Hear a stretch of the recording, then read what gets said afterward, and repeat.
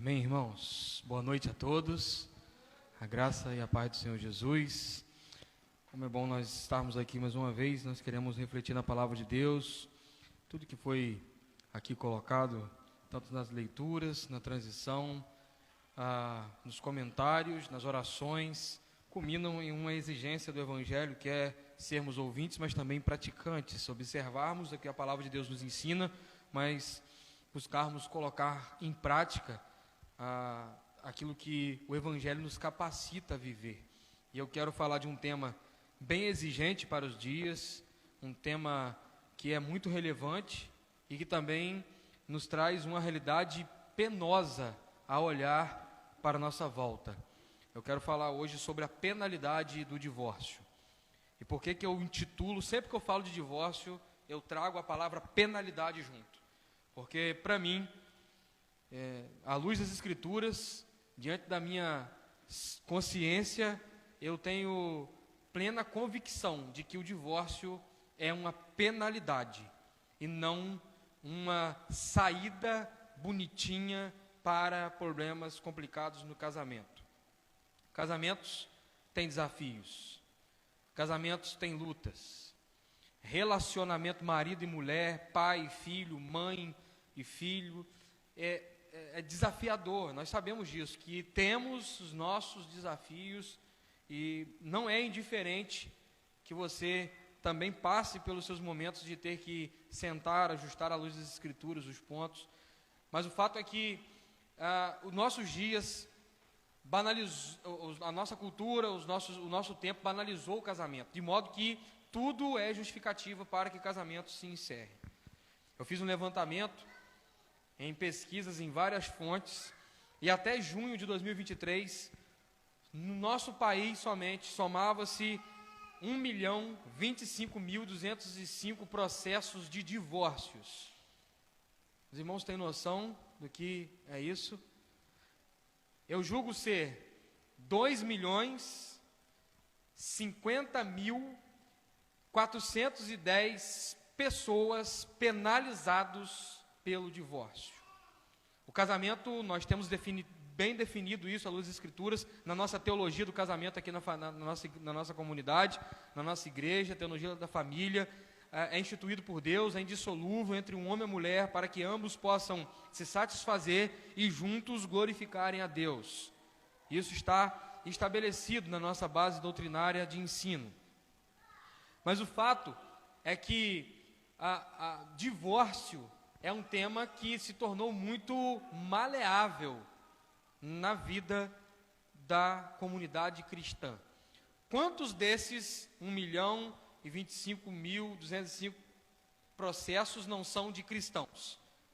Ou de pessoas que casaram com um pastor, com testemunhas, numa igreja e chegou a esse fim. A sociedade afrouxou o padrão de casamento e de realidade familiar.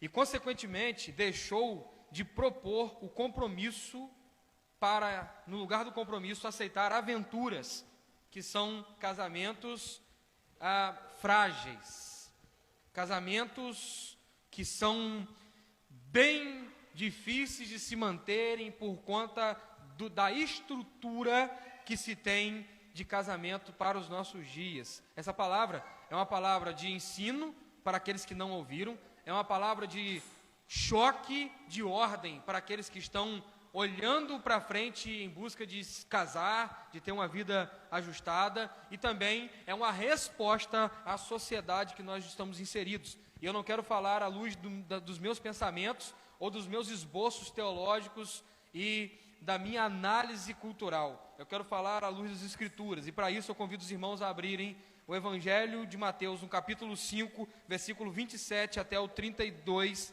diz assim a palavra de Deus: Ouvistes o que foi dito, não adulterarás, eu porém vos digo que qualquer que olhar para uma mulher com intenção impura, no coração já adulterou com ela. Se o teu olho direito te faz tropeçar, arranca-o, lança-o de ti, pois te convém que se perca um dos teus membros e não seja todo o teu corpo lançado no inferno.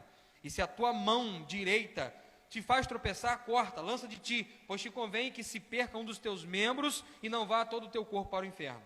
também foi dito: aquele que repudiar a sua mulher, dê-lhe carta de divórcio. Eu, porém, vos digo: qualquer que repudiar a sua mulher, exceto em caso de relações sexuais ilícitas, a expõe a tornar-se adúltera. E aquele que casar com a repudiada, comete adultério. Irmãos, lamentavelmente, diante do cenário apresentado para trazer à tona esse texto, a igreja foi no embalo e tomou direito na cláusula permissiva para valorizar a opção do divórcio. Ao invés de ensinar contra, a igreja passou a ensinar quando se pode, quando é que tem direito ao divórcio. E isso abriu uma premissa, ou então escancarou uma porteira, para que muitos cristãos pudessem deixar vir à tona a dureza do coração no casamento e tornaram então divorciados, crentes divorciados, com a maior naturalidade do mundo, sem o menor problema.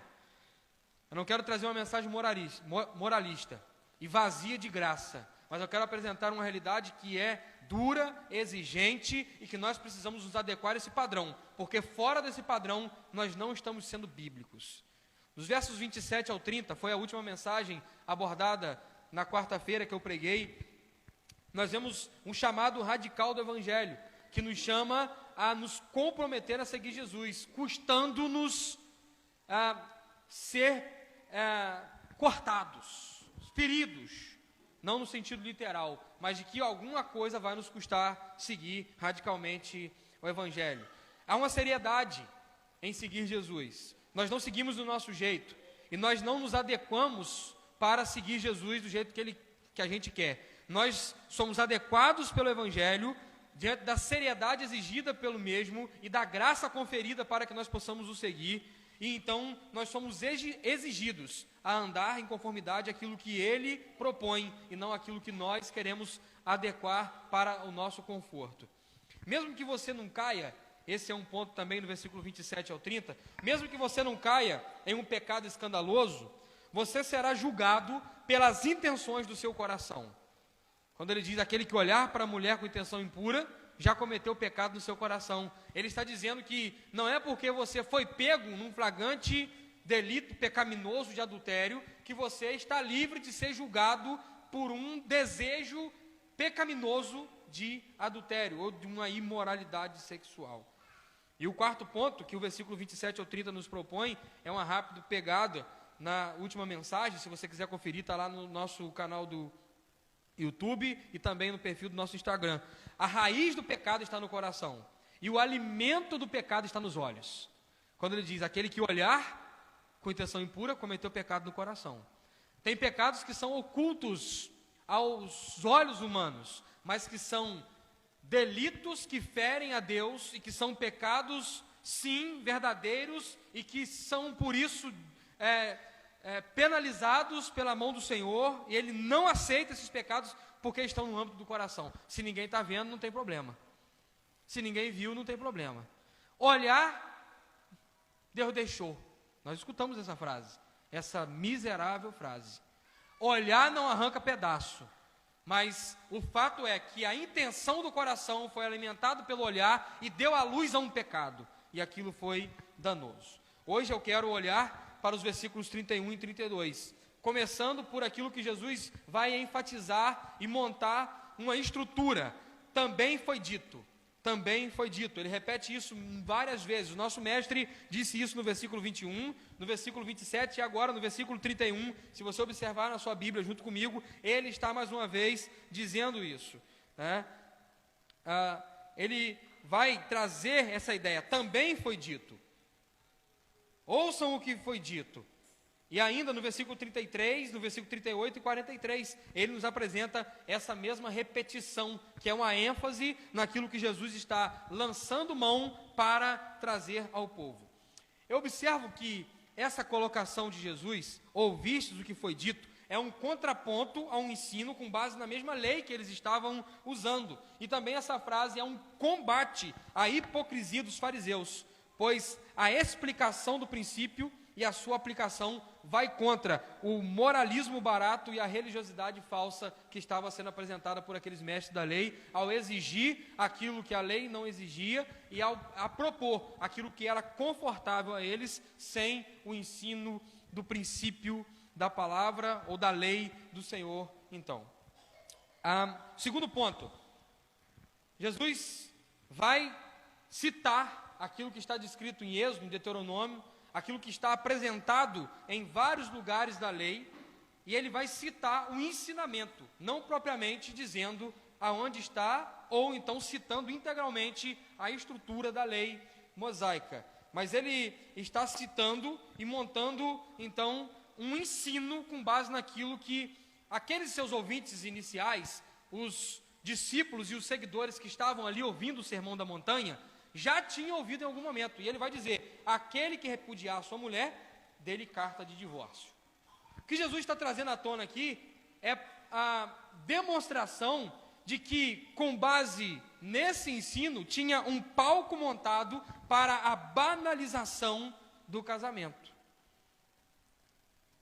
Aquele que repudiar a sua mulher, é como se por qualquer motivo, ou por qualquer questão, pudesse repudiar e tinha a premissa de usar a carta de divórcio e entregar ela, falar: não está dando certo mais, tchau, vai para o seu canto, eu vou para o meu, vida que segue, cada um procura um novo amor.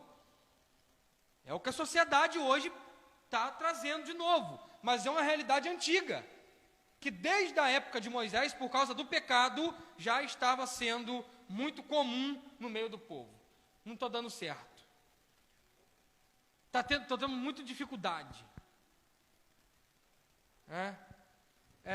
Muita incompatibilidade no casamento. Os nossos filhos trouxeram distanciamento. E aí, está montado o palco para a banalização do casamento, vamos se divorciar. Jesus apresenta então, irmãos, o verdadeiro ensino a respeito daquilo que a lei estava propondo, usando da própria lei da forma que ela devia ser observada, e não conforme queria se adaptar à lei para satisfazer os corações pecaminosos e darem vazão ao pecado. Jesus diz assim: eu, porém, vos digo, qualquer que repudiar a sua mulher, exceto por relações sexuais ilícitas, expõe a tornar-se adúltera. E aqui nós temos uma questão que é controvérsia teológica durante muito tempo. Eu não faço coro com Westminster e nem aceito aquilo que está na declaração doutrinária dos batistas de hoje, né? A premissa para se recasar é a base de que sofreu o adultério. Então, se eu sofri o adultério, eu posso recasar, está tudo certo. Esse texto e outros que eu vou usar não nos traz junto com a ideia de que eu sofri o adultério e eu posso recasar. Simplesmente o texto está deixando claro que pode se divorciar por esse motivo, mas não está pontuando que, por causa desse motivo, você tem a liberdade de casar novamente. Nós precisamos entender que aonde a Bíblia não tem voz, nós não temos fala. Então você está dizendo, talvez alguém podia perguntar, como perguntaram para Martinho Lutero: você então diz que os concílios das igrejas são falhos? Podem ser, irmãos. De acordo com a ideia cultural da época, ou de acordo com aquilo que estava circuncidando o momento da igreja, pode ter havido falhas. Quem sou eu para bater de frente com Westminster? Eu estou apenas dizendo aquilo que são a minha ótica e aquilo que eu observo à luz das Escrituras. Eu nunca encontrei uma palavra de ordem dizendo: já que divorciou porque sofreu adultério, pode se casar de novo. Não tem isso nas Escrituras. Por isso que o divórcio, mais uma vez eu repito, é uma penalidade e não uma solução legal, bonitinha e satisfatória. É uma penalidade. E eu vou mostrar mais no final por que o divórcio é uma penalidade. Exceto, quando Jesus enfatiza isso, ele diz: tem uma cláusula de permissão para o divórcio. E está na lei isso. Está na lei. Mas vocês interpretam do jeito que vocês querem. Quando uma mulher sofre o adultério por parte do marido, ela tem que engolir a seco e sofrer a vergonha integral da sociedade, da comunidade, da família, da fé e de tudo mais, e aceitar aquilo como se nada tivesse acontecendo, ainda mais se o adúltero não for alguém quebrantado, arrependido, que volta-se à graça para se quebrantar e ter a vida transformada. Ela tem? Não. Se um homem sofre a dor do adultério, ele tem que aceitar, e está tudo certo, tudo tranquilo, não precisa de arrependimento, é a vida que segue, e engolindo aquilo, não. Tem a premissa, ou a permissão do divórcio. Contudo, seguindo o princípio de que, dentro do que nos propõe o Evangelho, a realidade do perdão na vida, principalmente do casal, deve ser algo contínuo. É o primeiro ponto que tem que ser tentado: o perdão, a reconciliação e a retomada. Primeiro é isso. Não tem jeito? Tem aqui a permissão para o divórcio. E é uma penalidade, e não uma solução. Foi penalizado. Foi penalizado. Em outro momento, os fariseus mais uma vez chegaram a Jesus para encurralar Jesus a respeito dessa questão. E aí o diálogo foi um pouco maior. Mateus capítulo 19, versículo 3 ao 9. Diz assim a palavra de Deus: alguns fariseus também chegaram até ele para prová-lo, questionando: é lícito o marido se divorciar da sua esposa por qualquer motivo? Olha bem a ideia dos fariseus. Jesus lhe explicou, versículo 4: não tendes lido que no princípio o Criador os fez o homem e mulher? E os instruiu no versículo 5 de Mateus capítulo 19: por esse motivo o homem deixará pai e mãe e se unirá à sua mulher, e os dois se tornarão uma só carne.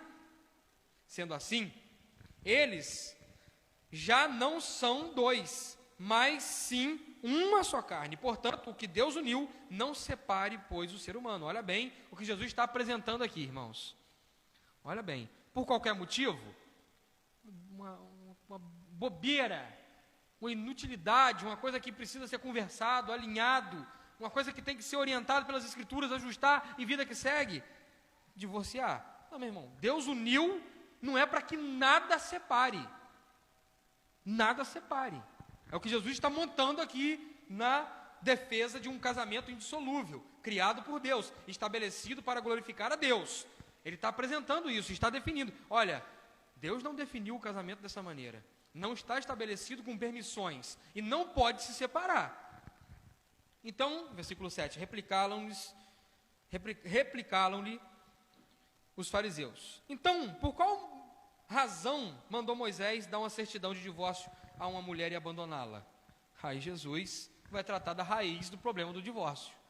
E a raiz do problema do divórcio é o pecado lá no fundo do coração, que vem à tona. Ele berra, urra e extrapola e vaza, né? Jesus declarou: Moisés, versículo 8, por causa da dureza dos vossos corações, vos concedeu separar-vos de vossas mulheres, mas não tem sido assim desde o princípio.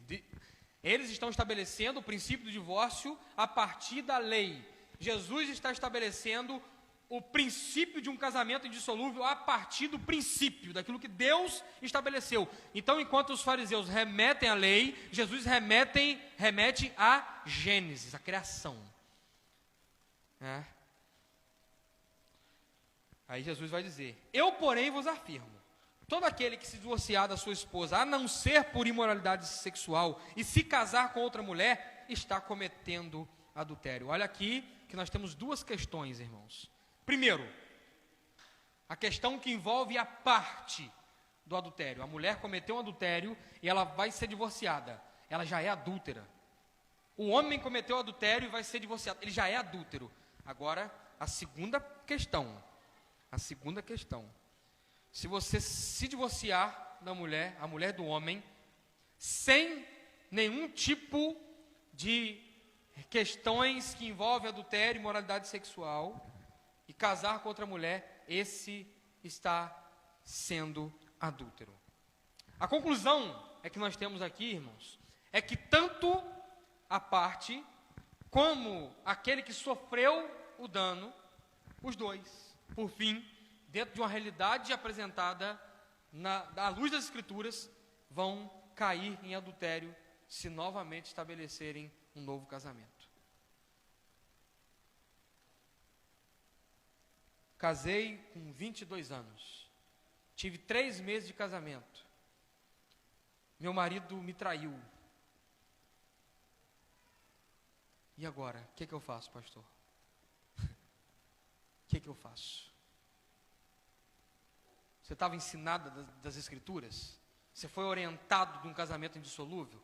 Dos caminhos do Evangelho? Você foi orientado por Efésios? Como tem que ser uma mulher, como tem que ser um homem, como que tem que ser um lar cristão? Você foi orientado à luz da perspectiva da graça, como que um casamento se ajusta em momentos de tensão? Você observou, conforme Coríntios capítulo 7, manda que você e o seu marido se deem um ao outro? Ah, fiz tudo isso, mas não deu certo. Então, você está penalizada pelo divórcio. É uma marca que nada vai poder apagar. Por isso que o casamento tem que ser tratado com seriedade nas igrejas. Por isso que jovens têm que ser ensinados como que devem escolher uma jovem para casar. As jovens têm que entender como que é um cortejo, um conhecimento, a escolha, a preparação. Eu não faço casamento de ninguém se for julgo desigual. Eu não faço casamento de ninguém sem antes ter encontros com aquele casal e bater papo à luz das Escrituras sobre o que é um casamento e que Deus criou o casamento para ser indissolúvel. Eu não faço. Fiz um lá no Rio de Janeiro, acompanhei o casal durante 3 meses no caminho de discipulado para o casamento. Fiz um agora, recentemente. Acompanhei o casal via internet, mesmo com a correria, me reuni com ele, com um casal, com um só com um menino, com um homem, que é o principal responsável por um casamento. Ele que é o sacerdote, é ele que é o responsável principal pela manutenção do casamento. E depois me reuni com os dois e conversei por 2 horas com eles. Bíblia, Gênesis, como é que Deus criou, o que aconteceu na queda, por que o pecado levou pessoas a quererem se divorciar e qual é o princípio estabelecido por Deus para a realidade de casamento na perspectiva do Evangelho. Não tem como fugir disso. A conclusão, irmãos, é que existem as cláusulas que permitem o divórcio. Existe a cláusula, 2 cláusulas. Além dessa de infidelidade, que permite, não propõe e não impõe. O que os crentes têm que entender? Parar de ir para a Bíblia, para olhar para o divórcio, para achar a saída para eles divorciarem. E ir aprender o que o divórcio, o que a Bíblia ensina para não ter o divórcio. E o que eu vejo é crente babando, indo para a Bíblia procurar. Deixa eu ver se a Bíblia tem ou não tem. Eu vejo um monte de live, live dos Pix aí, da vida, propondo realidades. Olha, você está assim, assado, você tem que seguir o seu coração. Tudo boca do diabo e está desfazendo aquilo que Deus construiu e tem que ser repreendido pela palavra de Deus, porque não está em acordo com as Escrituras. Não está de acordo com as Escrituras, esses ensinamentos. E falsos mestres, que via de regra, a maioria deles já são divorciados e recasados. Você quer ver se um ensino de casamento ele é saudável na íntegra? Procura saber da vida daquele que está ensinando, se ele não já foi um cara divorciado e recasado. Se foi, você já deleta de início. Já deleta de início. É por isso que Paulo não deu a opção para aqueles que fossem seguir o ministério, mas ele deu a orientação definitiva. Aqueles que almejam o episcopado, excelente obra almeja. Porém, aquele que deseja ser pastor deve ser marido de uma só mulher. Está estabelecido. Por quê? Porque é referência de ensino. Não pode ser bagunçado essa questão. Não tem como ser bagunçado. Além da infidelidade, que aqui nesse texto tem também a questão do abandono. Em 1 Coríntios capítulo 7, versículo 15. Quando a mulher é abandonada, o marido abandona a casa, deixa de mão, tem também a cláusula de permissão dentro desse contexto. Que para mim ainda não fecha muito bem a matemática, mas que de fato é uma situação complexa. Pastor, o meu marido me abandonou, só vem em casa bêbado, me espanca, bate nos meus filhos, não coloca comida na mesa, eu tenho que insistir? Não, irmão, primeira coisa que você tem que fazer é ligar 190 e denunciar ele. Segunda coisa que você tem que fazer é apartar-se, para depois de se apartar, quem sabe Deus trabalhar na restauração, com acompanhamento discipulado, se houver arrependimento e perdão, unir-se novamente.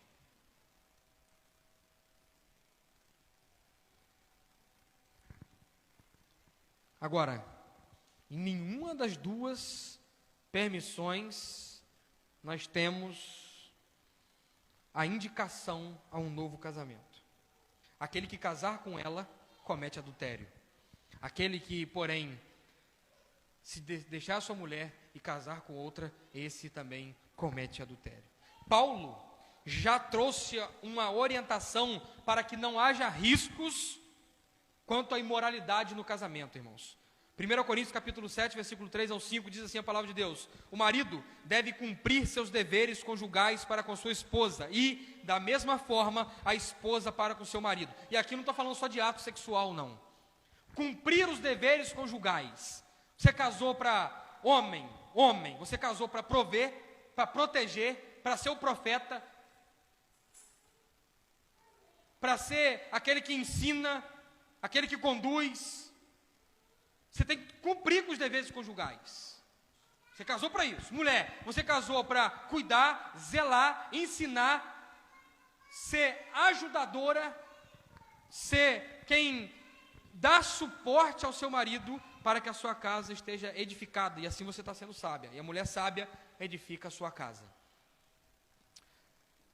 Os deveres conjugais vão desde acordar na hora certa para colocar o lixo para fora, até mesmo ao de saber responder cordialmente o seu marido diante de uma situação que exige respeito no tom da voz. Vai desde o marido cumprir com seus deveres, de não deixar a sua casa bagunçada, e a mulher cumprir com a sua cordialidade em ser respeitosa e íntegra para com seu marido. Temos os ensinamentos, irmãos. Se vamos praticar ou não, é uma responsabilidade que você carrega com você. A Bíblia está clara aqui para a gente. A gente que negligencia e sofre porque negligencia. E leva a breca no casamento porque não negligencia. E eu não preciso de um congresso de família e nem de casais para ficar falando isso. Eu tenho que abrir o texto, expor o texto, e está diante de nós o texto, e eu estou aqui apresentando. Versículo 4 de 1 Coríntios capítulo 7, diz assim: a esposa não tem autoridade sobre o seu próprio corpo. O feminismo quer arriscar essa frase da Bíblia, mas sim o marido. Da mesma maneira, o marido não tem autoridade sobre o seu próprio corpo, mas sim a esposa. E aí, essa onda de homens frufru, que são no fundo muito molenga, querem tirar essa responsabilidade de cima deles e jogar para cima das suas esposas, e fazem elas sofrerem com isso. O marido não tem sobre o seu corpo, a esposa não tem sobre o seu corpo, mas sim um tem do outro. Versículo 5, portanto, não vos negueis um ao outro, exceto por mútuo consentimento, e apenas durante algum tempo, a fim de que vos consagrardes à oração. Logo em seguida, uni-vos novamente, para que Satanás não vos tente por causa da vossa falta de controle. Essa ideia de um homem ser truculento, ignorante, e querer no final da noite, com todo mundo cansado e tudo desgastado, partir para o abraço, está errada. Essa ideia da mulher querer se privar, fazer birrinha, está errada à luz das Escrituras.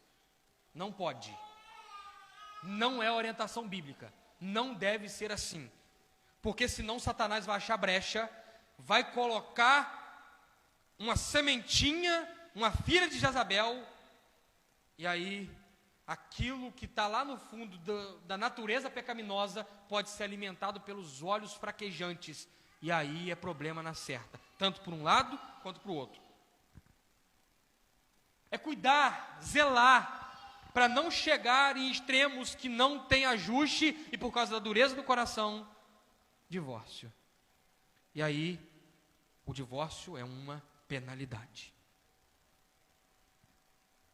Irmãos, o texto é claro. Eu, porém, vos digo, o Mestre Jesus, cheio de graça, amor e misericórdia, está ensinando e estabelecendo as regras para um viver no casamento saudável, que glorifica a Deus, e não num viver que culmine no divórcio. Por que é grave a questão do adultério? Porque a Bíblia nos diz, e ficarão de fora os adúlteros. E aí, irmão? Ficará de fora.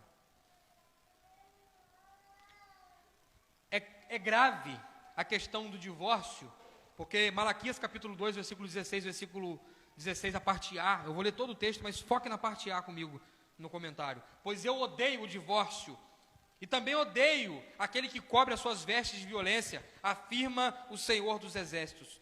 Por isso, procedeis com sabedoria, e não sejais infiéis.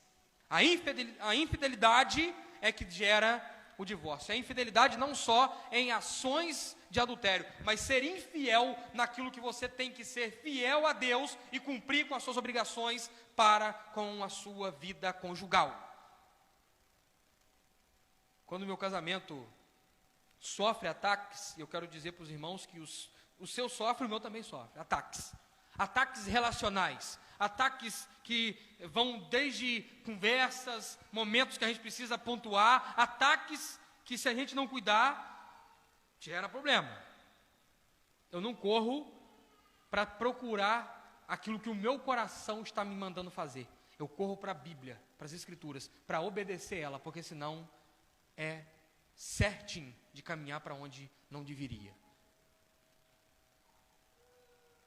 Eu li 2 livros fantásticos no ano de 2023, talvez sejam indicações preciosas para o seu ano de 2024. A família pastoral vai trazer princípios de uma vida conjugal. É lógico que eu estou aplicando para a minha vida e é aplicado na vida do pastor, mas será de grande valia para você me entender também em muitas questões e não me colocar como um semideus, e também para você entender na sua vida familiar lá, conjugal, como é que tem que ser. E eu li também a família pastoral de Virgil Butcher. Na verdade, Virgil Butcher, Pastores da Família. Todo homem tem que ler esse livro, Pastores da Família. E a família pastoral, que eu ganhei de pastor Eber, eu li esse livro. São livros que instruem. E nós precisamos ter zelo por essa parte, porque senão nós fracassaremos em todo o restante. Conclusão da mensagem. Para que eu te apresente a aplicação com graça, em 2 textos de João. A infidelidade gera o divórcio. E o divórcio, em toda e qualquer circunstância, é infidelidade contra Deus. Vou repetir. A infidelidade gera o divórcio. E o divórcio, seja ele em qualquer que for a circunstância, é infidelidade contra Deus. A graça, irmãos, para o pecador arrependido. A graça para o pecador arrependido. E o texto nos diz assim, João capítulo 8, versículo 3 a 11. Os escribas e fariseus trouxeram até ele uma mulher surpreendida ou pega em adultério. Forçaram-na a ficar em pé no meio de todos e disseram a ele, mestre, essa mulher foi apanhada em flagrante em ato de adultério. Sendo assim, Moisés na lei nos mandou que tais mulheres sejam apedrejadas. Todavia tu, que dizes a este respeito? Eles falaram assim, para prová-lo e terem alguma coisa para o acusar. Mas Jesus, inclinando-se, escrevia na terra com o dedo, como se não estivesse nem ouvindo o que eles estavam falando. Porque insistiram na pergunta. Então ele se levantou e disse, aquele que dentre vós estiver sem pecado, seja o primeiro a tirar uma pedra. E novamente inclinou e continuou escrevendo. Então aqueles que ouviram isso, sendo convencidos por suas consciências, foram se retirando um por um, começando pelos mais velhos até o último. Jesus foi deixado só, ele e aquela mulher, em pé onde ela estava. Quando Jesus ergueu os olhos, não vendo ninguém mais além da mulher, disse a ela, mulher, onde estão aqueles teus acusadores? Ninguém te condenou? Disse ela, ninguém, Senhor. E assim, lhe disse Jesus, nem eu te condeno, vai e não peques mais. a graça para o pecador arrependido. O problema é banalizar a graça, aprender as instruções do Evangelho e mesmo assim mergulhar em um abismo que vai chegar a um precipício terrível chamado divórcio. Banalizando a graça, barateando a graça, nas palavras de Dietrich Bonhoeffer. Nós não podemos baratear a graça é suficiente para nos sustentar e nos livrar da queda. Mas aquele que por tropeço caiu em pecado, sem instrução, sem responsabilidade, sem consciência, ele vem a Cristo e a graça para o pecador arrependido. A vida pregressa que você teve longe do Evangelho não pode te envergonhar de servir a Deus dentro daquilo que está proposto pelo Evangelho. Você deve voltar-se para o Senhor em arrependimento. A mulher virou para o Senhor Jesus e disse: ninguém, Senhor. Ela reconheceu o seu erro, ela reconheceu a magnífica graça do Senhor Jesus Cristo. Jesus expressou misericórdia: vai e não peques mais. João capítulo 4, alguns versículos, eu não vou ler todos. A partir do versículo 16, a ocasião é a mulher samaritana. Me dá a água do poço, Jesus pediu. Ela falou assim: como é que você pode me pedir água? Você não tem que pegar água? Você, sendo um judeu, e eu uma samaritana, como que você pode me pedir água? E Jesus fala: eu sou a água da vida. E se você beber da água da vida, você nunca mais vai ter sede. Ela fala: me dá dessa água. E depois que ela pediu da água, Jesus oferece graça e o confronto da graça ao mesmo tempo. Versículo 16: vai lá, chama o seu marido e volta aqui. A mulher confessou, a mulher não escondeu ou ocultou o pecado. A mulher confessou o pecado: não tenho marido. Replicou-lhe Jesus: você respondeu acertadamente ao dizer que não tem marido, pois já tivesse 5 maridos, e esse homem com quem tu está agora não é teu marido. Quanto a isso, falaste a verdade. Confissão de pecado, confronto e oferta da graça, confissão de pecado. E aí, versículo 19 diz assim: reconheceu a mulher: Senhor, eu percebo que tu és profeta. Agora, pulando para o versículo 25, diz assim: a mulher disse a Jesus: eu sei que é o Messias chamado Cristo, eu sei que ele está por vir, e quando ele vier, ele nos esclarecerá sobre tudo. Jesus lhe assegurou: eu que te falo, sou o Messias. A mulher então deixou o seu cântaro, foi à cidade correndo e disse aos homens: vinde e vede um homem que me disse tudo quanto tenho feito. Ele não ocultou os meus pecados, eu não estou ocultando que eu sou uma pecadora. Eu estou dizendo: venha à fonte de graça, venha à fonte de perdão, porque em Cristo tem perdão e graça para o pecador arrependido. Vinde e vede um homem que me disse tudo que eu tenho feito. Não seria esse o Cristo? Saíram todos eles correndo da cidade e foram para onde Jesus estava. A graça, irmãos, não é uma desculpa, uma salvaguarda para você cometer pecados. Ela é a oferta de Deus para pecadores que se estreparam no caminho do pecado e foram surpreendidos, mas também podem ser alcançados. O divórcio é uma penalidade grave, dolorosa, triste, desgastante, ofensiva ao coração de Deus. E para o pecador arrependido, o que a Bíblia tem é graça. É graça. Talvez sem Cristo você viveu uma vida fora do Evangelho e cometeu atos de adultérios e se enveredou por caminhos tortuosos. Ou talvez você viveu uma vida sem instrução, foi casado, teve terrivelmente um ataque e divorciou. Cultura te convenceu, mas eu quero hoje dizer que o Evangelho precisa te convencer que você tem que se arrepender dos seus pecados, voltar-se a Cristo, e somente assim há perdão, transformação e restauração para a vida que se dobra a Ele. Jesus ensina, o Evangelho exige, e nós devemos nos quebrantar e dizer: Senhor, nos ensina com a sua palavra e não nos deixe andar em nossos próprios caminhos. O Sermão da Montanha é oficialmente a lei do cidadão do reino, a lei do cristão, e o ensino de Jesus é claro. O coração tem intenções maledicentes, os olhos alimentam essas intenções, e o final disso é o escândalo público que gera a penalidade gravíssima do divórcio. Fuja do caminho do pecado, volte-se para Cristo, agarre-se a Ele e tenha uma vida que glorifique a Deus, guiada pela graça maravilhosa do Senhor Jesus. Amém? Feche seus olhos.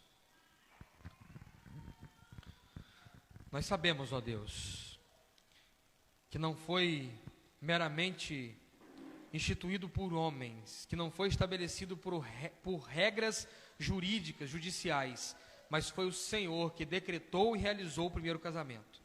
Por isso nós queremos voltar ao Senhor, à luz da sua palavra, e dizer, ó Deus, nós precisamos ser regrados por ela, para que venhamos ter um casamento que te glorifica, Senhor. Pai, nós te suplicamos, ó Deus, que o Senhor nos livre de todo mal, de todo laço do passarinheiro, de toda artimanha maligna, de todo impulso pecaminoso, e que nós venhamos, ó Deus, ter uma vida relacional, conjugal, saudável, que glorifica o Senhor, ó Deus. E que o Senhor, com graça abundante, possa alcançar os corações, guiando-os na verdade, no caminho do Senhor. E aqueles que porventura foram golpeados, sem instrução, ou então, diante da fraqueza da fé, acometidos por essa miserável situação de divórcio, que o Senhor possa, Senhor, através da sua palavra, ofertar graça, restauração para a vida deles, ó Deus. E nós aqui estamos firmados na sua palavra e não negociaremos os princípios estabelecidos por ela. Em nome de Jesus que nós oramos, pedindo ao Senhor, dá graça sobre a vida do seu povo, cuida de nós, em nome de Jesus. Amém, Senhor. Amém.